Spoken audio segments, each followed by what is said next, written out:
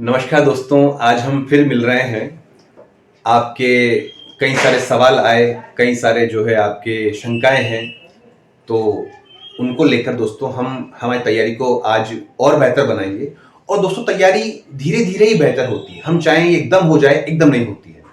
जब समय था तब आपने किया नहीं, अब कर रहे हैं, कोई बात नहीं। तो तैयारी दोस्तों धीरे धीरे ही आगे बढ़ती है और ऐसे आगे बढ़ती है, कुछ आप बढ़े, कुछ मैं बढ़ूं, ठीक है। तो उसी क्रम में आज हम पुनः मुलाकात कर रहे हैं और एक और बेहतरीन वीडियो दोस्तों आज की होने वाली है आपके लिए, ठीक है। और ये थोड़ी लंबी हो सकती है वीडियो, तो आप इसे पूरा देखना, क्योंकि इसमें कई सारे सवाल हैं। जैसे एनईपी की अच्छाई क्या है, एनईपी में क्या कमियां हैं, डिसिप्लिन कैसे मैनेज करेंगे, आपके विजन क्या है, आपको क्यों लें, है ना, शिक्षक कैसा हो, है ना, इस तरह की कई सारी बातें। कोई बच्चा पढ़ नहीं रहा है, कोई बच्चा उदास है ना। तो बच्चों से संबंधित कई सारी बातें दोस्तों इसमें रहेंगी और आपसे संबंधित सवाल रहेंगे, जो कि एक एक बात आपकी तैयारी में एक एक रत्न जड़ती चली जाएगी दोस्तों। मेहनत आपको करना पड़ेगा, मेहनत से दोस्तों बचिए मत, देखिए, ठीक है ना। निखरना है तो बिखरना सीखिए रंगों की तरह, ठीक है। तो मेहनत करते जाइए, मेहनत से बचने का काम चलेगा नहीं, हमें फुल मेहनत करनी है। वो दोस्तों एक बार कर लो, रखा क्या है, एक बार कर लो, लाइफ पूरी सेट हो जाएगी, तो मजा आ जाएगा, ठीक है ना। तो ये वीडियो थोड़ी लंबी होगी। अब दोस्तों अगर आप चाहें कि मैं आपको पूरी तैयारी इंटरव्यू की केवल 5 मिनट में करा दूं, तो ये संभव नहीं है दोस्तों। आपने इतना समय बिगाड़ा है, इतना इंतजार किया है, 4 साल वैकेंसी का वेट किया है, इतनी आप मूवीज देखते हैं, इतना टाइम वेस्ट करते हैं, है ना। तो उन सबसे परे दोस्तों ये वीडियो है मेरा, इस पर आप अगर 1 घंटा खर्च कर देंगे ना, तो कुछ नहीं, बहुत कुछ लेकर उठेंगे आप। तो ऐसा मत सोचिए कि सर आप तो हमें 10 मिनट में सब पकड़ा दिए, ऐसा नहीं हो सकता। इन चीजों में दोस्तों टाइम लगता है ना, एक एक कदम बढ़ना पड़ता है, तब बात बनती है, ठीक है। और अगर आप अपने जीवन के लिए, अपने भविष्य के लिए अगर आप 10 मिनट नहीं दे सकते, 10 मिनट की तैयारी बेहतर नहीं कर सकते दोस्तों, तो शिक्षा का मतलब क्या है। आप इतने घबराए हुए हैं, जो मैं आपके डेमो देख रहा हूं मेरे इंस्टाग्राम पर, आपके जो है इंट्रोडक्शन आ रहे हैं, आपके सवाल आ रहे हैं, उन पर हम बातचीत कर रहे हैं, फीडबैक दे रहा हूं, तो दोस्तों आप सुधार भी कर रहे हैं, पर आप घबराइए मत, ठीक है ना। आपको फाइट करना है, बिल्कुल लड़ना है इन कठिनाइयों के साथ, और तभी आप जीतेंगे। जर्रों में रहकर रह गुजर छोड़ जाऊंगा, पहचान अपनी दूर तलक छोड़ जाऊंगा, और खामोशियों की मौत गवारा नहीं मुझे, शीशा हूं टूटकर भी खनक छोड़ जाऊंगा। इस तरह चलिए दोस्तों, ठीक है ना। तो आज की हम शुरुआत करते हैं। और ये दोस्तों जो मेरी वीडियोस है ना, ये केवल वीडियो नहीं है दोस्तों, इन्हें केवल वीडियो कहना ऐसा होगा कि सागर को केवल पानी कहना। दोस्तों सागर केवल पानी नहीं है दोस्तों, उसमें अनेक रत्न है, उसमें गहराई है, उसमें अनेक जड़ी बूटियां हैं, उसमें अनेक औषधियां हैं, ठीक है। उसमें वो पूरा आकर है, उसमें अनेक जीवन है, वो सबको लेकर बैठा हुआ है दोस्तों। तो उसी तरह दोस्तों ये वीडियो है, इसे आप केवल वीडियो से कंपेयर ना करें, ये कोई एक सामान्य वीडियो नहीं है दोस्तों, ठीक है। और आप जो मेरी पिछली वीडियो देखते आ रहे हैं, तो ये बात आप जानते हैं अच्छी तरह से कि जो मैं कह रहा हूं वो सही है, ठीक है। तो यही प्रयास पुनः मेरा है दोस्तों, है ना, केवल आपके लिए मैं फिर वीडियो बना रहा हूं। आप देखिए, बस बैठ जाइए, एक कॉपी पेन ले लीजिए, एक चाय का कप ले लीजिए। वही बात जो मेरी पहली वीडियो में थी, वही कहूंगा दोस्तों, तैयारी चाय से होती दोस्तों, ठीक है ना। तो शानदार तरीके से, अच्छे फ्रेश मूड में, शांति के माहौल में बैठ जाइए और एक एक कदम मेरे साथ बढ़ाइए दोस्तों, ठीक है ना। जो मैं बताऊंगा उससे बाहर कुछ भी नहीं है, जो मैं बताऊंगा उस जैसा कुछ भी नहीं है, ये फैक्ट है, ठीक है। तो आपके कुछ सवाल मैंने नोट किए हैं, पहले सवालों पे बात करें, शंकाओं पे बात कर लें, फिर जो है आपके कुछ सवाल, कुछ बारीकियां इंटरव्यू संबंधित जो है काम आएगी, बहुत बहुत बहुत, ठीक है। हाँ, ऐसे हंसते रहा करो दोस्तों, तब मजा आता है। ये तैयारी उदास मन से नहीं होगी, तैयारी हंसते हंसते होगी, है ना। तो आपने इतना जो सपोर्ट किया है, इतना आप साथ बने हुए हैं, विश्वास कर रहे हैं, तो उसे अड़ी रखें और बनाए रखें। अब आगे बढ़ते हैं, ठीक है ना। तो जो बच्चे पूछते हैं सर आपकी आईडी क्या है इंस्टाग्राम, तो दोस्तों इसी वीडियो के डिस्क्रिप्शन में या हर वीडियो के डिस्क्रिप्शन में आईडी लिखी हुई है, आप चेक किया कीजिए। और भी वीडियो के लिंक है वहां पर, उन्हें देख लीजिए आप, है ना। और मैंने एक वीडियो में कैसे डेमो भेजना है पूरा बताया है, देख लीजिए, भेज दीजिए, ठीक है। आपके लिए ही सुविधा है ना। और सवाल जो भी भेजे वो ऑडियो में भेजें, लिख कर ना भेजें, ठीक है ना। मुझे थोड़ी सुविधा हो जाए इस कारण, है ना, क्योंकि मैं कई बार गाड़ी पर होता हूँ, कार में या बाइक पे होता हूँ, तो फिर मैं जो है आपकी आवाज़ सुनकर मैं आपका रिप्लाई कर देता हूँ, पढ़ने में टाइम लगता है, ध्यान भटकता है दोस्तों। तो ये मेरी इतनी मजबूरी, आप समझ लीजिए, बाकी आपका स्वागत है, ठीक है ना। ठीक है, पहली चीज लेते हैं हम, आपके डेमो आ रहे हैं उनमें आप कई वर्ड ऐसे बोल रहे हैं जो अनावश्यक है। जैसे आप कई बार बोलते हैं तो बच्चों क्या आप मस्ती कर रहे थे, ये वर्ड मत बोलिए दोस्तों, मस्ती मत बोलिए, शरारत बोलिए, शैतानी बोलिए, मस्ती वर्ड काट दिए, अच्छा वर्ड नहीं है। तो चलिए शुरू करते हैं, चलो शुरू करते हैं। आप इस तरह बोलते हैं डेमो में, दोस्तों सही नहीं है, ये गलत बात है। चलिए चलो ये ऐसे नहीं बोलते हैं, आइए बोलिए, आइए बच्चों शुरुआत करते हैं, इसका यूज कीजिए। तो हम लोग क्या पढ़ रहे थे, हम लोग ये पढ़ने वाले हैं, ये मत बोलिए दोस्तों, हम लोग नहीं, केवल हम बोलिए, आज हम, ये लोग वर्ड काट दीजिए, ये सूटेबल वर्ड नहीं डेमो के लिए, ये हमारी आदत में बस गए हैं क्योंकि हमारे टीचर्स ने हमें ऐसे ही पढ़ाया है सरकारी विद्यालयों में, तो उनको अब थोड़ा रिमूव करने की आवश्यकता है, तो सुधार कर लीजिए।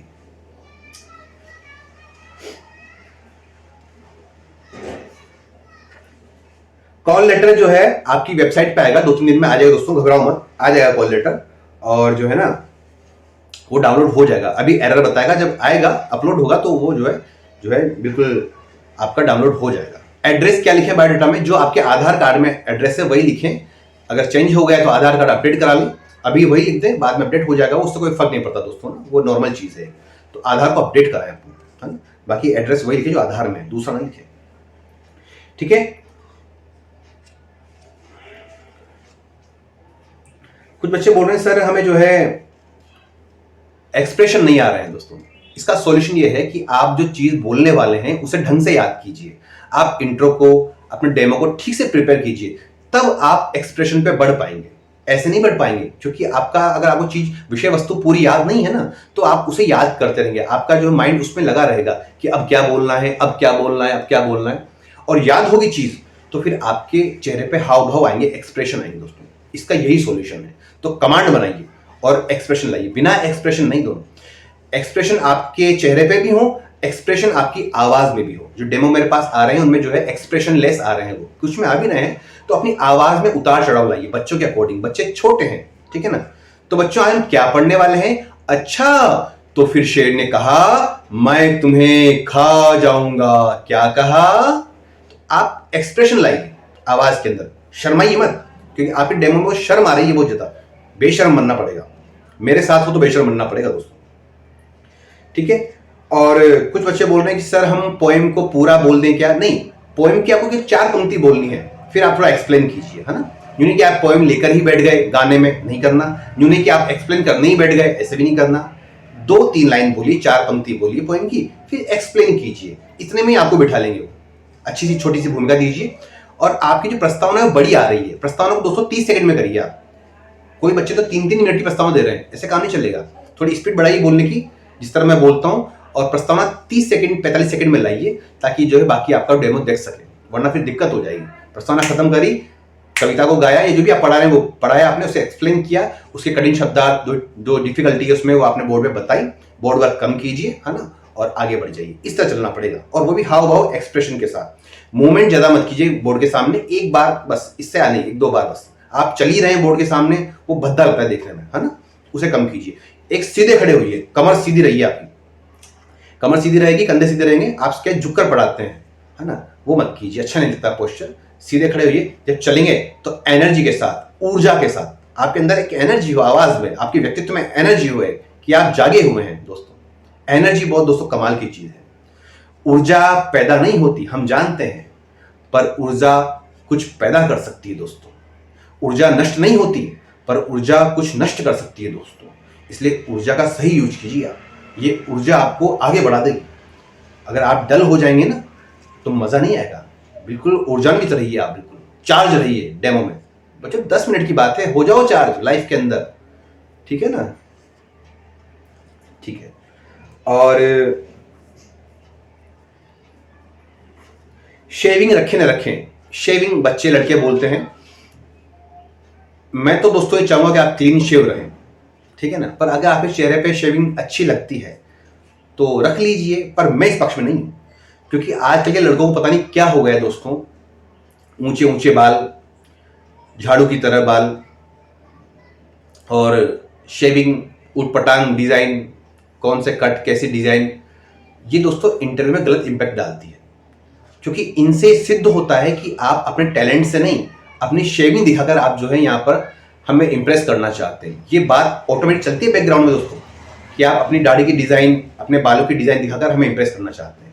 नहीं, इंप्रेस आपकी नॉलेज से करना है, आपके तौर तरीकों से करना है, ठीक है ना। तो शेविंग, क्लीन शेव रहिए, और कोई बात हो आपको विशेष रूप से रखिए, आप आपकी इच्छा है वो ना, अच्छे से रखिए उसको, लेकिन ओवर वो एक सादगी भरी हो, है ना, वैसे हो, ठीक है ना। और टाई बांधे या ना बांधे, लड़के पूछते हैं सर टाई बांध ले क्या? मत बांधिए टाई को। क्यों? टाई बांधने पर फिर आपका प्रदर्शन आपकी लुकिंग से बेहतर होना चाहिए।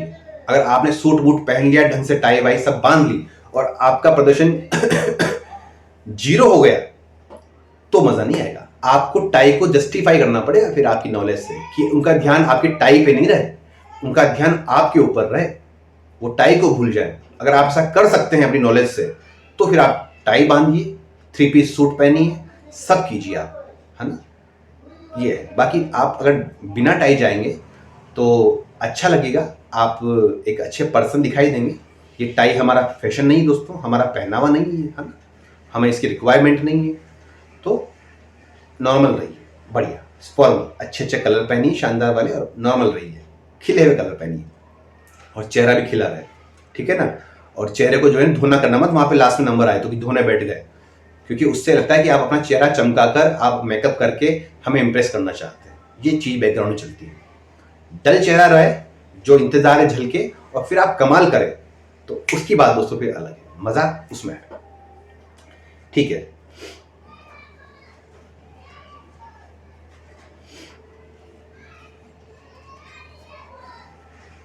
इंट्रोडक्शन में आप यूनिवर्सिटी मेंशन करते हैं, तो आपको सेंटेंस जमाने में दिक्कत होती है। तो दोस्तों इसे ऐसे कर लें कि सर मेरा नाम ये है, मैं इस राज्य के इस जिले का निवासी हूं, जहां से मैंने ये योग्यताएं प्राप्त की है। तो इस जहां का यूज कीजिए आप, है ना। आप ये कहेंगे सर मैंने उस यूनिवर्सिटी से किया है, फिर उससे किया है, तो दिक्कत हो जाएगी, आपका इंट्रो बड़ा हो जाएगा। आप इसको कन्वर्ट करके जिले पर ले आइए। यूनिवर्सिटी से हटस्पॉट आया, आपने विश्वविद्यालय काट दिया, इसको आप जिले पे ले आइए कि सर मैं इस जिले का निवासी हूँ, और जहां से मैंने अपनी ये योग्यताएं पूरी की। थोड़ी चालाकी दो शब्द, है ना, वो शब्द घूमकर आपके यूनिवर्सिटी से जिले पे आ जाएंगे। तो सारी जो नाम है यूनिवर्सिटी के वो काट दीजिए, आप उसको जिले पे ले आइए कि इस जिले से मैंने इन सबको कंप्लीट किया है, ठीक है। ऐसे कीजिए इसको, आप थोड़ा हेर फेर है बातों का, ठीक है ना। और आप कहते हैं सर जो है शील्ड, हमारे पास कुछ मेडल हैं, कुछ शील्ड हैं, तो उसे कैसे दिखाएं, कैसे ले जाएं, वो अच्छा नहीं लगेगा। बिल्कुल अच्छा नहीं लगेगा, आपके शील्ड मेडल आप वहां ले जाएंगे, अलाउ भी नहीं करते उन लोग। तो इसकी ट्रिक है दोस्तों, आप जो है ना अपनी फाइल जो है इसमें अपनी शील्ड का फोटो खींचकर चिपका दें। मैं दिखा दूं आपको, दिखाना जरूरी है चीज आपको, तो कैमरा में जो है आ जाएगा दोस्तों। मैंने इस पे जो है, मुझे जो शील्ड मिली थी अमेरिका की ओर से काव्य पाठ के लिए, तो मैंने उसका फोटो खींचकर ये लगा दिया है, दिखा आपको इस तरह। तो ये एक कवयित्री हैं, मेरी फ्रेंड है, अमेरिका से हैं, तो इनका जो है पुस्तक का विमोचन था, तो उस विमोचन में इनकी इच्छा थी मैं काव्य पाठ करूं, तो इन्होंने मुझे इनवाइट किया था और मैंने किया था, तो वहीं पर मुझे ये प्राप्त हुई थी। तो इस तरह आप लगा दें। और भी आपकी इसमें जो अचीवमेंट है ना, देख लीजिए आप, जिस तरह जो है काव्य पाठ करते हुए, और ये कुंवर बेचैन साहब के साथ फोटो है। तो आप दोस्तों फोटो कब काम आएंगे आपके, इन्हें लगाइए आप, है ना। ये साथ में जो व्यक्ति खड़े हैं इधर राइट में, ये रामधारी सिंह दिनकर जी जो थे हमारे कवि, राष्ट्र कवि, उनके जो है फ्रेंड है ना। उस टाइम ये छोटे थे पर इन्होंने देखा है, तो उनके फ्रेंड से मुलाकात की, तो उसको लगाया। जो कवयित्री हैं उनके साथ फोटोग्राफ है, तो इनको आप जो है ना लगाइए। मैं और देख लेता हूँ कुछ चीज, उन पर मैंने नाम भी लिखा हुआ है साथ में कि वह कौन है। और तो दोस्तों मेरी कविताएं हैं, और कुछ मेरी और शील्ड्स वगैरह हैं इसके अंदर। हाँ, एक जिससे मेरा लेख था, ये द थिंग्स ऑफ इंडिया एक मैगजीन है, तो उसमें मेरे जो है एक लेख छपा था, तो उसकी जो मैंने प्रिंट आउट काट कर इसमें लगा दी है। वक्त के साथ पुरानी होती मेरी डायरी, ये लेख था, इसे लगा दिया था। तो ऐसे कर लें आप, है ना। और भी कटिंग्स लगी हुई है इसके अंदर जो छपी हैं मेरी। एक मेरे पास बुक थी जिसमें मेरी कविता छपी थी माँ के ऊपर। तो वो बुक तो दोस्तों मैं लेकर गया था वहाँ पर, है ना, रख कर, क्योंकि वो बहुत मोटी बुक थी। पूरे देश से जो है ना 5,000 कविताएं चुनी गई थी माँ के ऊपर, सर्वश्रेष्ठ। तो उनमें जो है मेरी कविता को स्थान मिला था। तो वो मैं किताब लेकर गया था साथ में, है ना। तो ये बात है, आप घबराएं नहीं, चीज़ों को लगाएं, पेस्ट करें, व्हाइट शीट लगाएं अपनी फाइल में, और जो आपकी डॉक्यूमेंट फाइल है ना उसमें भी आप व्हाइट शीट लगाएं एक, और डॉक्यूमेंट फिर जमाएं, ताकि उससे क्या होगा, वो लहराएगी नहीं फाइल और स्थिर रहेगी फाइल, और वो मुड़ेगी नहीं, है ना, श्रिंक वगैरह नहीं होगी वो चीज़ें। तो वैसे करें, थोड़ा काम करना पड़ेगा। अपने भाइयों को साथ लें, अपनी मम्मी को साथ लें। मेरे साथ दोस्तों मेरी मम्मी थी, मेरी मम्मी ने हर चीज़ जो है काट काट कर मेरे साथ लगाई है दोस्तों, हर कदम कदम पे साथ रही मम्मी मेरे, और बहुत सपोर्ट किया। शाम को मैं घूमता था, इवनिंग वॉक करता था, तब भी मम्मी मेरे साथ घूमती थी, है ना। हम अपनी बातें जो है किया करते थे कि अब कैसे मैं तैयारी कर रहा हूँ, क्या कर रहा हूँ, है ना, वो सब चीज़ें हम करते। तो अपने घर वालों को साथ रखिए और उस तरह आगे बढ़िए। आपके और शंकाएं लेते हैं, है ना। जो उत्तर प्रदेश के बच्चे हैं दोस्तों, अधिकांश बच्चे बहुत प्यारे हैं, पर जो है ना उनका उच्चारण वो थोड़ा गड़बड़ है दोस्तों। श और स के बीच में वो क्या है, श को स बोलते हैं लड़कियां और लड़के। दोस्तों इसको ठीक कीजिए आप, उत्तर प्रदेश के बच्चे खासकर, वो उत्तर प्रदेश बोलते हैं तो तक्षशिला बोलते हैं, ऐसे मत कीजिए दोस्तों। तक्षशिला है वो, है ना, उत्तर प्रदेश है वो, तो श बोलिए उसको। श 3 तरह का होता है, सपेरा वाला, शलगम वाला और षटकोण वाला। इनके 3 के अलग अलग उच्चारण स्थान है। सपेरा वाला दंत्य है, उसे हम दांत से बोलते हैं। जो शलगम वाला है वो तालव्य है, उसे हम तालू से बोलते हैं अंदर। और जो षटकोण है वो मूर्धन्य है, उसे हम मूर्धा से बोलते हैं। दांत के जस्ट पीछे जो उभरी हुई जगह है, खुरदरी सी दांत के जस्ट पीछे, वो है मूर्धा, हम उसे वहां से बोलते हैं। ठीक है, श श ये षटकोण है, श ये शलगम है, और स ये सपेरा वाला। तो ध्यान रखिए इस चीज का, है ना। आपका जो मोटो है केवी का, तत्वम पूषण अपावृणु, तो ये जो पूरा श्लोक है वो याद कर लीजिए। और जो ये उपनिषद है उसके बारे में, ईशावास्य उपनिषद, इसके बारे में महात्मा गांधी ने एक लाइन कही थी, आप वो ध्यान रखना। पूछ रहे तो आपसे, अब रेयर क्वेश्चन तो दोस्तों थोड़ा सा है, तो मेरी जिम्मेदारी है मैं आपको बताऊं, है ना, थोड़ा रेयर में भी आपको लेकर जाऊं। तो वैसे अपनी सारी जो वीडियोस रेयर ही है सर दोस्तों, है ना, सारी वीडियोस रेयर है। तो महात्मा गांधी ने कहा था कि अगर दुनिया से पूरी किताबें जल जाए और ईशावास्योपनिषद की केवल पहली पंक्ति बच जाए, पहला मंत्र बच जाए, तो भी हमारी देश की जो सनातन परंपरा है ये बची रहे, ऐसा कहा था। तो ये कोटेशन याद रखें। और वो मंत्र क्या है, ओम पूर्णमदः पूर्णमिदं पूर्णात् पूर्णमुदच्यते पूर्णस्य पूर्णमादाय पूर्णमेवावशिष्यते, ये वो मंत्र है। नेक्स्ट, जो आपको पढ़ानी है ना पोएम, वो एनसीईआरटी से लें, कोई अदर पोएम ना लें। आपको जब बैठ के आप बात कर रहे हैं तो उसमें आप कोई भी पोएम लें बढ़िया सी, पर जो पढ़ानी है वो एनसीईआरटी पे चले, है ना, वही उसी धारा में चले, और नहीं कुछ अलग से। तो ये बात है दोस्तों। मैं और कुछ देख लूं उसमें,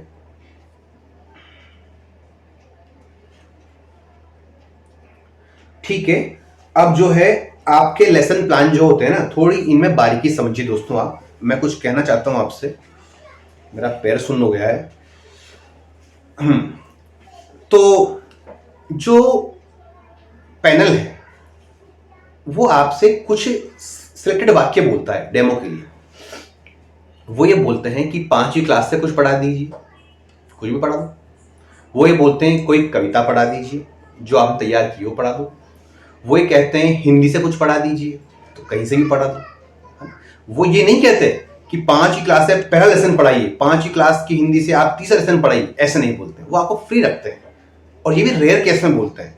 वो यही कहते हैं कि आपने प्रिपेयर किया है, पढ़ाइए, है ना। वो क्यों अपना दिमाग लगाएंगे बिना बात, क्योंकि एनसीईआरटी में क्या चीजें हैं ना वो उनको भी याद नहीं है, कब पढ़ी थी उन्होंने, कितने सिलेबस चेंज हो गए, तो उन्हें पता नहीं। उन्हें ये पता है कि 5 किताबें, जो भी किताबें हैं आपकी, वो रखी हुई हैं, बंच रखा हुआ है, और आप पढ़ाइए।